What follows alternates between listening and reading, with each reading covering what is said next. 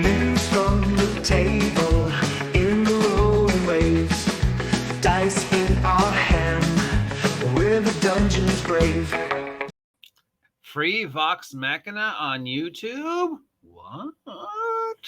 It's Monday morning. It's 8:30 in the morning. It's the 30th day of September 2024. It's my brother's birthday. The weather outside is cold and gloomy, and it's time for the tabletop role-playing game news of the week. That's right. It's time to take out our mops, open up our sextant, and chart our course through the turbulent waters of tabletop role-playing game news. Are you a fan of Vox Machina, the Critical Role first thing? Are you curious about Vox Machina and the acting chops of the various staff members? Do you just want to see some fun fantasy animation? The first 2 seasons of The Legend of Vox Machina are free on YouTube, probably with a lot of commercials, but still free on YouTube. Let's see what's going on with else this week in tabletop role-playing game news that has absolutely nothing to do with Wizards of the Coast. WizKids is releasing some Baldur's Gate miniatures. If you've played Baldur's Gate, you would recognize these characters. If you haven't played Baldur's Gate, then they're just fantasy characters you could use for anything, right? So these are all characters from Baldur's Gate. Astion, Karlach, Gale, that name I recognize. Shadowheart, Wael, Lizil, and Withers, but Dark Urge doesn't appear in it. I guess there's a Dragonborn character named Dark Urge in the game. What's your name? Dark. Dark what? Dark Urge. And yeah, that's not a name. I have a very dark urge. Maybe it's like, I don't know. I don't know enough to say why the character has that name. I'm sure there's an explanation in the game why that character has that name. We've been talking about the Terry Pratchett Discworld role-playing game. Recently, a bunch of Terry Pratchett's books were available on the Humble Bumble. You had to download them through a brand new separate app. You couldn't just watch them on like your e-reader of choice.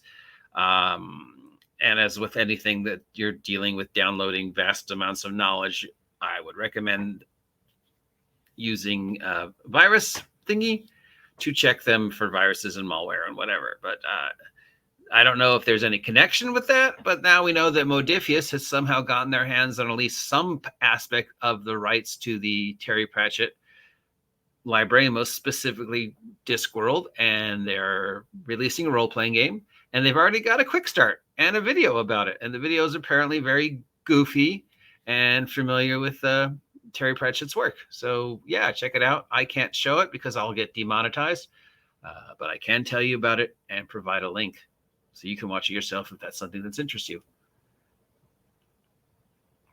Mork Borg is getting a video game. We've got a whole bunch of free maps available from Alien and Wizards of the Coast. We've got the hullabaloo over the Dungeon Master's Guide and the Player's Handbook from our friends over there at the Fight Place, who we normally talk about on Wednesdays.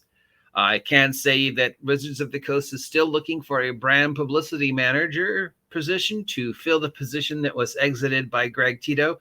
You remember Greg. He's the guy who said some very, very, very, very, very not nice things about Wizards of the Coast and decided that he was much better off working in politics than working for Wizards of the Coast. Let me just repeat that. A gentleman decided that it was a better job to work in politics than to work for Wizards of the Coast. Fantasy Age has got a new source book coming out related to Cthulhu. It's saying it's part of Fantasy Age as opposed to just a age system version of the Cthulhu mythos, which I find I'm not sure why they're doing that. I mean, Fantasy Age is very D&D-esque.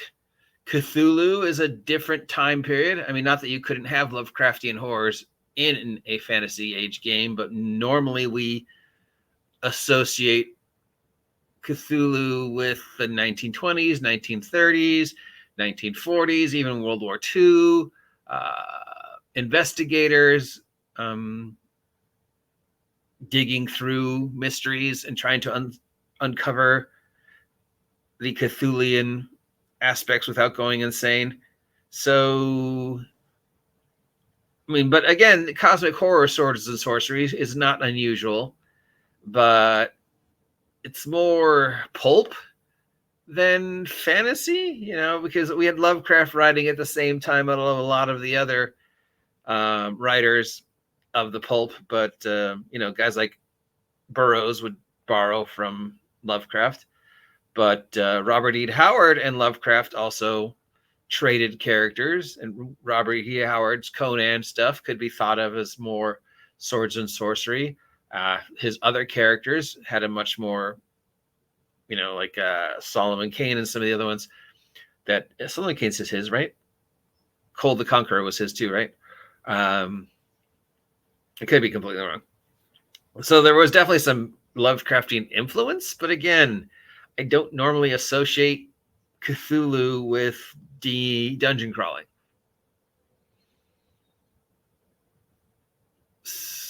But I guess that's what they're saying, is that they're adding a Lovecraftian thing to their fantasy world. I mean, there's always been an underlining Lovecraftian influence on the homebrew stuff from the company that makes Age System, Green Ronin. Lovecraftian stuff is heavily influences the Freeport story. We've got a 5e campaign coming out with a graphic novel from Image Comics called The Swords of Winter Sea. And we know that Titmouse is releasing their own role-playing game called Drunkens, Druggies, and Delinquents. Titmouse reached out to me to let me know they were making this role-playing game, and I asked them if they wanted me to review it or interview them about that. Never heard back from them. I'm not sure why they would pick me as somebody to tell about it. I don't think I'm on their mailing list.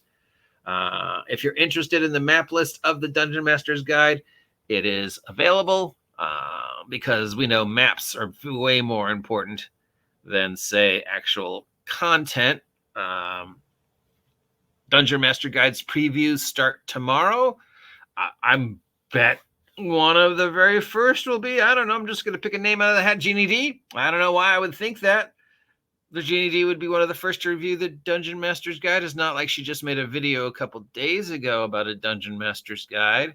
It's not like she was setting up a Chekhov's gun in the first act that will drop in the third act tomorrow, which will follow up on the video she made about the Dungeon Master's Guide in the past. Yeah, it's not like she planned that. Yeah, because she's not that smart, right, guys? No. Yeah, no, I wouldn't be surprised if one of the very first videos that comes out tomorrow is Jeannie talking about the new Dungeon Master's Guide and how it's so much better than the old Dungeon Master's Guide. Yeah. Well played, Miss D. Well played. And that's really kind of it. There's really nothing going on this Monday. Which is good. You know, no news is good news.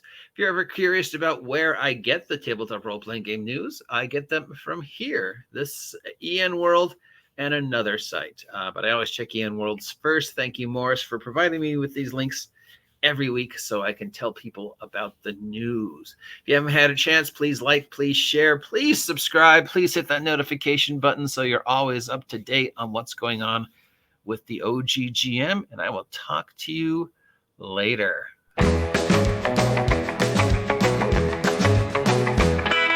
News from the table in the rolling waves, dice in our hand, we're the dungeon's brave. Adventures tonight with our mighty team, heroes we become, living out the dream. Roll the dice, feel the thrill, monsters we will overthrow, questing with friends in the RPG show.